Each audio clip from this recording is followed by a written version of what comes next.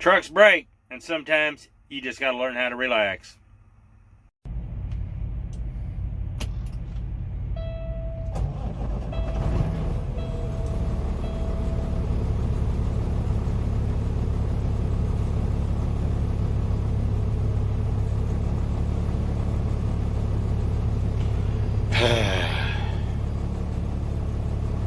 If you're going to be in this business anytime at all, trucks break.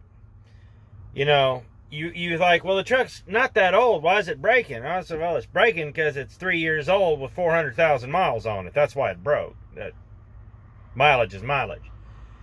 And if you've watched any of my videos for very long, you know that this truck's broken quite a bit. But my last one, it broke quite a bit too. And this was something I've been talking to some people about, and it's amazing. I've had this conversation several times this last week about just making the most of where you're at. I mean,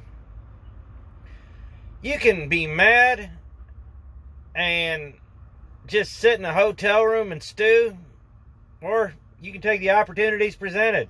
Because I'll tell you what, you might as well. My last truck broke pretty good. One time, I had an oil cooler go out. Well, they had to take the EGR out. When they took the EGR off, they realized the EGR was bad too. Or so they said. Anyhow, I was in Santa Rosa, California.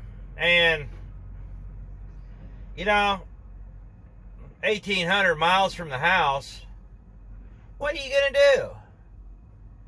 So, it's a Thursday. I get up there on a Thursday. So it's Thursday, Friday. The place up in Winston, California ain't open on the weekends. So they get it in on Thursday afternoon, evaluate it, order all the parts on Friday, and I'm stuck for the weekend. It is what it is. So I get a cab back to the hotel room, and I just had this thought. This is not a bad place. What's there to do? Well, I got on Google Earth and started Googling things. I tell you what, I was surprised. The Motel 6 is right here in the middle. But if you look around, there's all sorts of things within walking distance, just what it's showing. And as you zoom in, it gets better. There's stuff everywhere. So in pretty short order, I found a little diner, found the most awesome burrito place. There was an In-N-Out burger next to a mall that was about a mile down the road you could walk to real easy. There was just a little bit of everything everywhere. And I got to thinking, you know, I could sit in a hotel room and be mad, or I can go out and have some fun. And you know what? I went out and had some fun. I was there 6 days, and I don't regret a bit of it. The truck was broke. Why get mad? So, I had a great time. And I'll tell you what, it all worked out. I went through something similar to this last week. I was making another round. I come back up. I had to run over to Worthington to go pick up a load, and I noticed some clanking. Well, I got to looking. My fan hub's going out. Son of a gun. You know, it's brand new engine, brand new fan hub, brand new everything. I went and pulled my warranty out, and guess what's not covered? You know, starters, generators, alternators, flywheels, flywheel housings, ring gears, fan hubs, and other similar items are not included as components of the Recon engine or remanufactured by Cumming Recon. Therefore, are not covered by this warranty. They're vendor parts.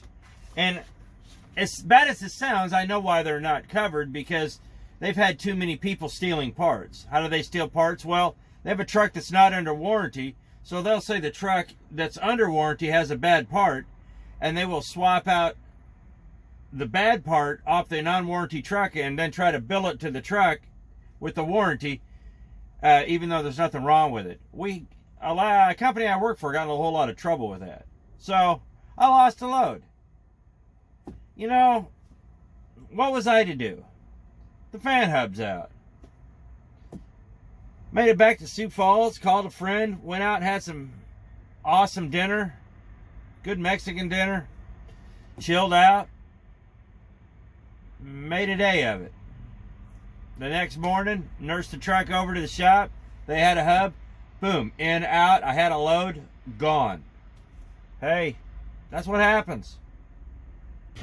I've had this happen several times. Like, the truck broke down in Smyrna, Tennessee. Had to get a tow truck. You know, there's a nice pub next door. Had a burger and a beer. The truck was fixed the next day. Turns out it was a $3 fuse. That big 100-amp fuse. Yeah, that was $1,000 to figure that out. Was I irritated? Yeah, I lost a good load. Had to get it repowered. Lost money, had to pay for that. Truck's break. The point I'm making is simple. Don't get mad about things you can't control. Now, when you make the most of things, here's the other side of that coin. You've got to have a plan for when things do break. That's why I always say money's important. You know, you're not always going to break down in someplace nice like Santa Rosa. When my engine went out, I knew the engine was shot. So what did I do? Sorry, nose itching. I needed to get it someplace because, as any of you guys know, getting anything fixed in Wyoming, they kind of have you buy your adult bits at that point. So I did know the truck would run. I didn't know it wouldn't make it to over the mountains to California, but I did know I could run it on the Flatland East and get it as close to the shop. The engine's already shot. If it goes ahead and shells itself, who cares? It's already done. So that's kind of was my thinking on that. So, I mean, you got to have a plan. So I put something together, and as soon as we got the load situated and all that, I figured out what I was going to do. I started making phone calls, and I started booking. And I'll tell you right now, there was a bunch of people that were placing bets. Is he going to make it? Is he not? Well, I did. And it was a little hairy. But I get up here to Sioux Falls, get the truck in the shop where it's supposed to be, and we go to the next phase of the evolution of the truck. You know, repair, tear down, put a new engine in. Since I didn't blow it up, there was no need for anything else. I mean, we could have tore it apart and then put a gold kit in it and all that, but tearing it apart costs money. So, but I had a plan. But the important thing is, even when you do have a plan, leave your plan loose enough to where if you have to do some revisions, it's not going to hurt you in the long run. You got to be flexible about these things, because nothing in this world, and with the braking of trucks, is going to go seamlessly. Getting back to Sioux Falls when my engine went out, that went a whole lot more seamlessly than any of us thought was going to. So I was very blessed and grateful for that. But it's not always going to happen that way. Sometimes you just blow a cylinder out the side and you're like, well, I guess we're going to take it somewhere. Where? I have no idea. But you're going to take it somewhere, it'll get fixed, and you'll be back. So have a plan.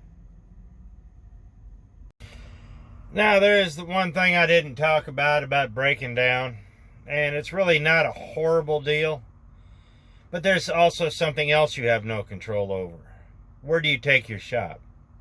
Sometimes you have to take it someplace you don't want to. Sometimes it gets taken to a shop and it's the only place around. It's just part of doing business in this game. And if you're a company driver, sometimes they're going to be real cheap and hang you out until they find a cheap place to take it. I never did like that, but it's their truck, their rules. Yeah.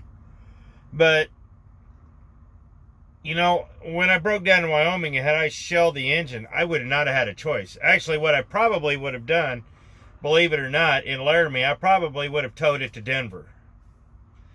Why? Well, the tow would have been expensive. It probably would have been around $1,000, $1,500. But we're 2 hours from Denver. I can get it fixed there. And it would have been feasible for me to get home. My brother lives in Denver. So I could have called him up and said, hey, meathead, take me to the Greyhound station. But that being said, you know, I had an option and luckily it worked out. but it's not always going to work out for you. So even though you have all this planning and these ideas and stuff like that, sometimes you are just at the mercy of your situation. You can't control that. So go with it and try to figure out how to make it work for you. Make the best of it, because I'll tell you right now, not everything is ideal. And if you can make it flow, because in the long run, it's going to be a lot better. And it's going to be a much more positive experience for you in the long run. So, food for thought. You got to save your energy for things you can control. I mean, seriously. I've got bunches of stories of the trucks breaking down. Company trucks breaking down. My own trucks breaking down. Just things break. I got, how many miles do I have on this? Well, that's broken. Oh, there it goes. 1,126,332. That's a lot of miles on an 8-year-old vehicle. And things break. But things also get fixed. And this is why I say preventative maintenance is so important. So you can identify problems, you get them fixed before they broke and keep you stranded. But when things do happen, don't get mad. You can't afford to get mad. Because all you do is hurt yourself. You know, churn up acid in your stomach. Yeah, it's going to be expensive. Sometimes it is, sometimes it's not. But at the end of the day, you being mad did not help the situation at all. You didn't make the mechanics work any faster. It didn't put any more money in your bank account. And it didn't get your truck fixed. So, make the most of it. That's all I'm talking about. So, when things break, just make the most of it, because, well, that's all you can do. So I appreciate it. Thanks for watching. We'll see you next video.